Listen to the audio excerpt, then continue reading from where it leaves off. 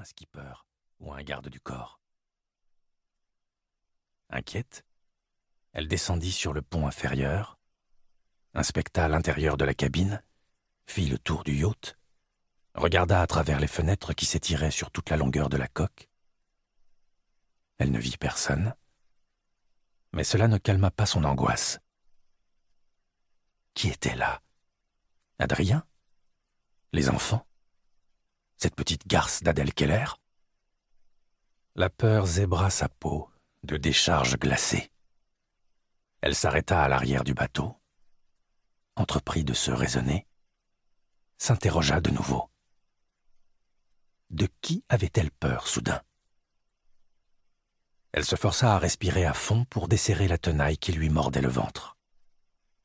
Mais l'oxygène lui manquait. L'atmosphère était devenue poisseuse. Un souffle lourd, oppressant, incrusté en elle, collé à ses os. Elle se retourna encore. Oui, quelqu'un l'observait, qui se rapprochait jusqu'à la frôler.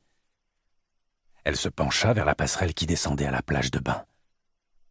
Là, elle aperçut un canot pneumatique amarré au bateau, près de la plateforme hydraulique. Cette fois, elle ne put retenir un cri. Elle n'était pas folle, il y avait bien quelqu'un à bord. Les battements de son cœur pulsèrent dans ses tempes.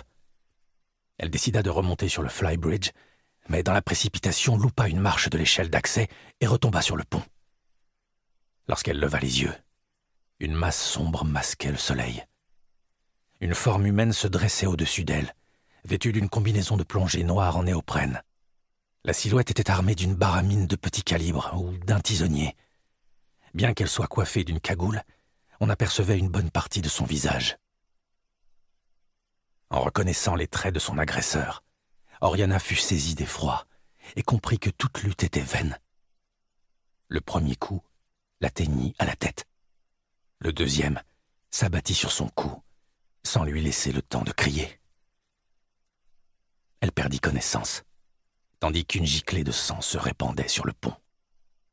Dans le ciel, des mouettes au plumage de cristal lançaient des cris stridents. Chapitre 2. Ce que l'on sait. Les vérités sont des illusions dont on a oublié qu'elles le sont. Friedrich Nietzsche.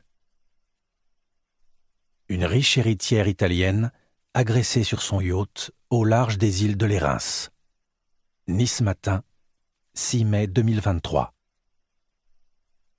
Oriana Di Pietro, une journaliste et éditrice italienne, fille de l'homme d'affaires Carlo Di Pietro, a été violemment agressée ce vendredi dans la soirée sur son yacht au large des îles de Lérins. L'irruption de la violence dans un lieu enchanteur est toujours déroutante. Le drame qui s'est joué vendredi en est une nouvelle illustration.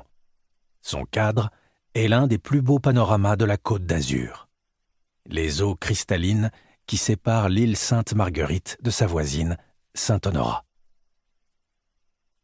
Une célèbre journaliste et éditrice italienne. C'est là que dérivait le Luna Blue, un yacht de 15 mètres appartenant à la famille Di Pietro.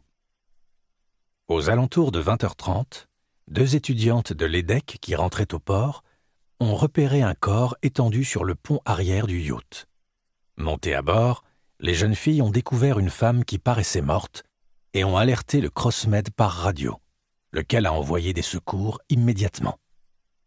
La victime a été identifiée comme étant Oriana Di Pietro, 38 ans, célèbre journaliste et éditrice italienne, fille de l'industriel Carlo Di Pietro. Le corps de Madame Di Pietro portait de multiples lésions, laissant penser à une agression brutale à l'aide d'un objet contondant. Inconsciente et grièvement blessée, la victime a été évacuée vers le centre hospitalier Simone Veil. Une scène d'une grande sauvagerie. Fanny Angeli, l'une des étudiantes qui ont découvert le corps et donné l'alerte, décrit une scène d'une grande sauvagerie. Il y avait des traces de sang partout sur le pont, confie-t-elle, ajoutant avoir aperçu de profondes entailles